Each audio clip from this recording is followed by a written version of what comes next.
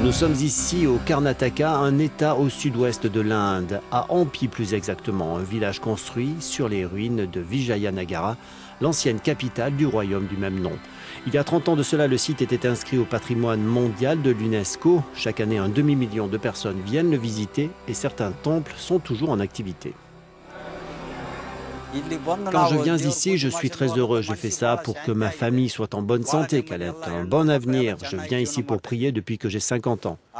Je suis tellement heureux de venir ici, c'est très calme.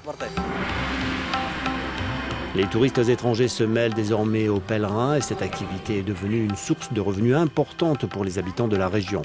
Munjanat est né ici, au cœur même du site, et tout naturellement, il est devenu guide.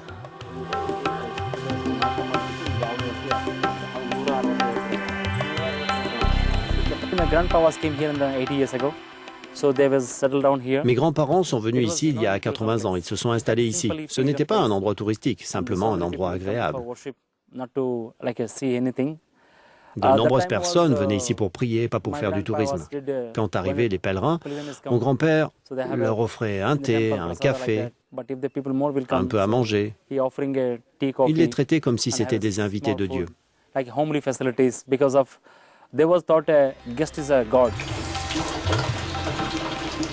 La famille a été déplacée en 2011 quand les autorités archéologiques indiennes ont soumis un plan de restauration du pavillon où la famille s'était installée. Elle vit désormais à 3 km du site.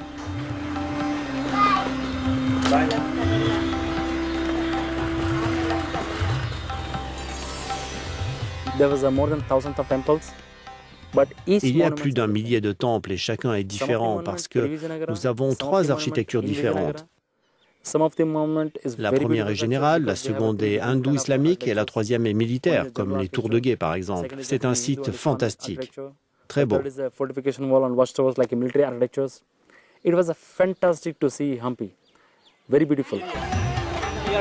Le nombre de visiteurs et de pèlerins allant grandissant, le site affronte de nombreux défis. Il y a eu la restauration des monuments, mais maintenant se pose la question de la propreté et de la gestion des déchets. Nous sommes plus préoccupés par les touristes parce que ce qui se passe, c'est que les gens viennent ici avec beaucoup de plastique et d'autres choses.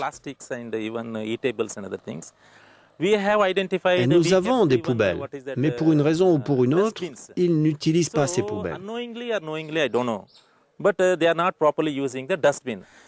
La propreté est donc quelque chose d'important à leur faire comprendre. Un groupe d'habitants a pris les choses en main. Kiran dirige une chambre d'hôte familiale. Avec des amis, il organise des opérations de nettoyage.